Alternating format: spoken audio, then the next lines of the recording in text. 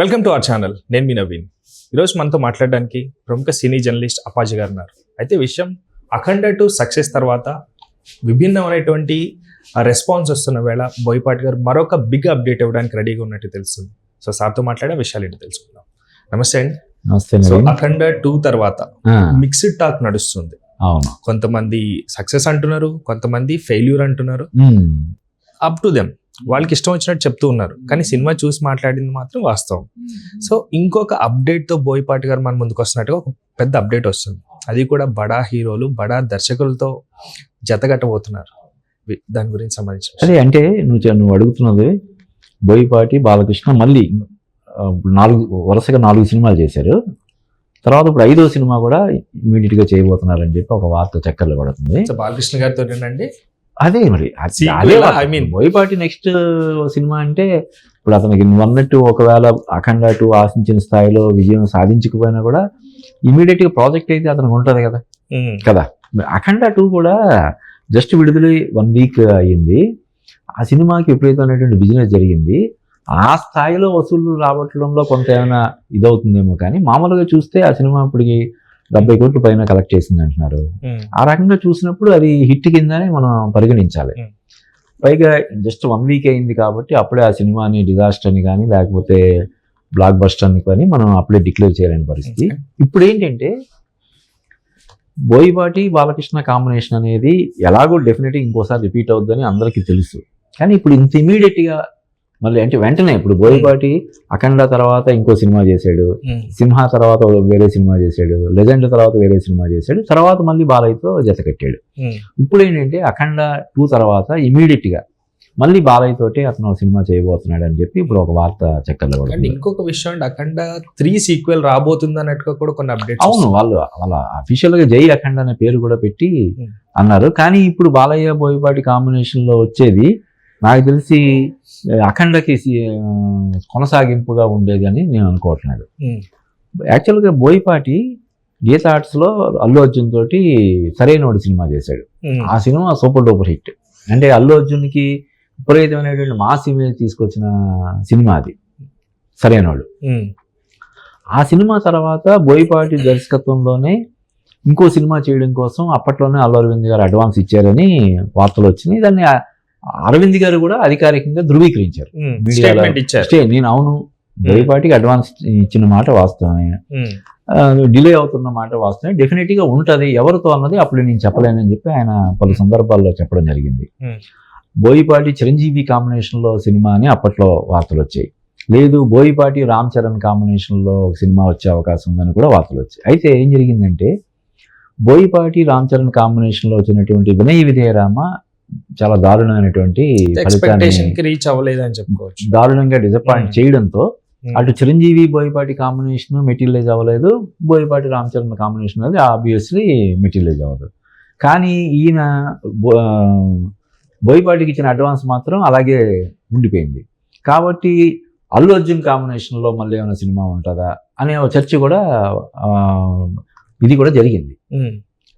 కానీ ఇప్పుడు Allu Arjun pan India star అయిపోయాడు, అట్లీ సినిమా చేస్తున్నాడు. అది ఎప్పుడు వస్తుందో కూడా అప్పుడే మనం చెప్పలేం. 26లో వస్తుందా లేదంటే 27లో వస్తుంది. ఎందుకంటే దాదాపుగా 600 కోట్ల బడ్జెట్ సినిమా. అఫిషియల్ గా అయితే స్టేట్మెంట్ మనకి ఇవ్వలేదు కదండి. ఇవ్వలేదు. 5 హీరోయిన్లు ఉన్నారు. దీపికా పదుకునే ఉంది, మృణాల్ ఠాకూర్, జాన్వీ కపూర్, ఇలాగా ఎస్టాబ్లిష్డ్ మోస్ట్ క్రేజియస్ట్ హీరోయిన్సే 5 ఉన్నారు. ఈవెన్ రష్మిక మందన్న కూడా అందులో ఉందని చెప్తున్నారు. ఓకే.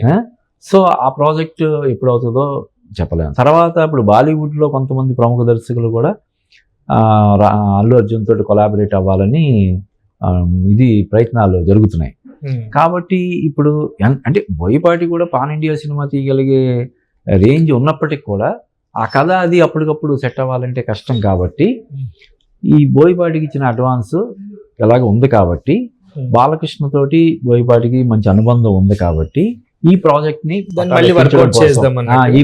మళ్ళీ పట్టాలకి అఫ్ కోర్స్ బాలకృష్ణకి అఖండ 2 తర్వాత గోపీచంద్ మల్లేని సినిమా ఉంటుంది. ఇంకా దానికి టైటిల్ పెట్టలేదు. NBK 111 అంటారు. అంటే ఆయన చేస్తున్నటువంటి 111వ సినిమా. వీరసింహారెడ్డి తర్వాత గోపీచంద్ మల్లేని బాలకృష్ణని డైరెక్ట్ చేస్తున్నటువంటి ఆ సినిమా తర్వాత మళ్ళీ ఈ సినిమా సీక్వెల్ సీక్వెల్ గా అఖండకి కొనసాగింపుగా కాకుండా వేరే సినిమా వేరే సబ్జెక్ట్స్ తోటి ఒక సినిమా అని చెప్పి అంటున్నారు. కాబట్టి ఇక్కడ ఏంటంటే ఇటు బాలకృష్ణ బోయపాటి కాంబినేషన్ అంటేనే మోస్ట్ క్రేజియస్ట్ కాంబినేషన్. దానికి అల్లు అరవింద్ కూడా జత కలిస్తే ఏది చెప్తారు డెడ్లీ కాంబినేషన్ అని, అలాగా ఒక డెడ్లీయెస్ట్ కాంబినేషన్ అయిపోద్ది. మోస్ట్ క్రేజియస్ట్ ప్రాజెక్ట్ కింద దాన్ని మనం చెప్పాల్సి వస్తుంది అనమాట. అంటే అల్లు అరవింద్ గారి ఆధ్వర్యంలో ఆహాలో బాలయ్య చేసినటువంటి అన్స్టాపబుల్ ప్రోగ్రాము ఏ రేంజ్ లో సక్సెస్ అయిందో మనకు తెలుసు. సూపర్ సక్సెస్ కదా. Super success. ఇప్పుడు అంటే బాలయ్యని ఈ జనరేషన్ కూడా కనెక్ట్ చేసినటువంటి ప్రోగ్రామ్ అది. బాలకృష్ణ గారిని ఆ యాంగిల్ లో చూడడం, అంతా కామిక్ వేలో అంతా అది అసలు ఆ ప్రోగ్రామ్ అంత సక్సెస్ అవుతుందని ఎవరు ఊహించలేదు. బాలకృష్ణ అంతకుముందు ఎప్పుడు రియాలిటీ షోలు అటువంటి చేసింది లేదు. అలాగే ఆయన ఎప్పుడు బ్రాండ్ ఎండార్స్మెంట్స్ అవి చేసింది లేదు. ఈ మధ్య కాలంలోనే ఆయన 1-2 బ్రాండ్స్ కి అంబాసిడర్ గా చేస్తున్నాడు. వరుసగా 3 times ఎమ్మెల్యేగా ఉన్నాడు. ఒక పక్క cancer hospital, Basavatarakam cancer hospital funds సేకరించడం కానీ దానికోసం అని విపరీతంగా చేయడం అది చేస్తున్నాడు ఆయన. ఇలాగ సినిమాల్లో కూడా దూసుకుపోతున్నాడు. కాబట్టి ఇప్పుడు వీళ్ళ ముగ్గురు కాంబినేషన్లో వస్తున్న సినిమా గురించి ఇప్పటి నుంచి జస్ట్ అది ఇంకా ఎంతవరకు నిజం అన్నది కూడా మనకు తెలియదు. సోషల్ మీడియాలో చక్కర్లు కొడుతున్నటువంటి ఒక వార్త ఆధారంగా మనం ఈ చర్చ చేస్తున్నాం. కానీ అవకాశం ఉంది, ఎందుకంటే అలాగూ గీతా ఆర్ట్స్లో బోయపాటికి అడ్వాన్స్ ఉంది. అల్లు అరవింద్ గారికి బాలకృష్ణతో మంచి అనుబంధం ఏర్పడింది. వీటన్నిటి దృష్ట్యా డెఫినెట్గా ఈ ముగ్గురు కాంబినేషన్లో ఒక సినిమా అయితే పట్టాలు ఎక్కడానికి అవకాశం ఉంది. ఒకవేళ పట్టాలు ఎక్కితే మాత్రం అది డెఫినెట్గా ఒక సంచలనం, ఇండస్ట్రీ రికార్డ్ క్రియేట్ చేస్తారని మనం చెప్పొచ్చు. ఎందుకంటే అల్లు అరవింద్ గారికి ఉన్న స్టోరీ జడ్జిమెంట్ కానీ, ఆయన మేకింగ్ స్టాండర్డ్స్ కానీ ఇవన్నీ మనకి తెలుసు. అంటే ఏమవుద్దంటే ఇప్పుడు ఒక్కొక్కసారి వెనకాల అకౌంటబిలిటీ అనేది లేకపోతే, ఇప్పుడు మనం ఏదైనా పని చేస్తున్నప్పుడు దానికి సంబంధించి ఎవరైనా క్రాస్ చెక్ చేసేవాళ్ళు ఉన్నారంటే ఒకలాగా ఉంటుంది, లేరంటే ఒకలాగా ఉంటుంది కదా. అలాగా ఒక క్రాస్ చెక్ అనేది ఉంటుంది, ఒక అకౌంటబిలిటీ అనేది డెఫినెట్గా ఉంటుంది. కాబట్టి అందులోనూ ఇప్పుడు అఖండ 2 ఆశించిన స్థాయిలో విజయం సాధించడం లేదనే ఒక ఇది కూడా ఉంది. కాబట్టి దాని తర్వాత ఇమీడియట్గా బోయపాటి నుంచి వస్తున్న సినిమా కాబట్టి డెఫినెట్గా ఆయన కూడా ఒకసారి పునరాలోచన చేసుకొని ఎక్కడ మనం ఈ ట్రోలింగ్ అది ఇది ఎందుకు ఎంత వచ్చింది ఏంటి అనేది అన్ని చూసుకొని ఆయన సబ్జెక్ట్ పరంగా కూడా మంచి కేర్ తీసుకొని దీంతో మళ్ళీ ఒక పెద్ద హిట్ కొడతాడని మనం చెప్పొచ్చు. బోయపాటి గారు అఖండ 2తో ఒక ప్రయోగం చేశారు, పాన్ ఇండియా లెవెల్లో సక్సెస్ఫుల్ గా తీసుకెళ్లాలని ప్రయత్నించారు. అయితే కమింగ్ టు ద బాలకృష్ణ గారు చాలా కష్టపడ్డారు. ఎందుకంటే ఒక రకంగా దత్తపుత్రిక లేదా దత్తపుత్రుడు అన్నట్టు సినిమాని అంతా ట్రీట్ చేశారు. కానీ ఎక్స్పెక్టేషన్స్ కి రీచ్ అవుతుందా అంటే ఫస్ట్ రోజు ఒక టాక్ క్రియేట్ చేశారు, సెకండ్ రోజు ఒకటి క్రియేట్ చేశారు. సో ఉండే కొద్ది బాలకృష్ణ గారు గ్యాప్ తీసుకుంటారండి, లేకపోతే ఇమీడియట్ గా మళ్ళీ? అంటే అప్పుడు ఆల్రెడీ మల్లెని గోపిచంద్ సినిమా సంబంధించినటువంటి వర్క్ అది ప్రీ ప్రొడక్షన్ వర్క్ అది జరుగుతుంది. త్వరలోనే ఆ సెట్స్లో ఆయన జాయిన్ అవుతాడు. నెక్స్ట్ బోయపాటిది ఉండే అవకాశం ఉంది. ఇది కాకుండా బాలయ్యతో సినిమాలు చేయడానికి ఇంకా చాలామంది డైరెక్టర్స్ క్యూ కట్టి ఉన్నారు. కాబట్టి డెఫినెట్గా దీని ప్రభావం పెద్దగా ఏమీ ఉండదు. పైగా ఇటువంటి వాటిని పట్టించుకునే రకం కూడా కాదు.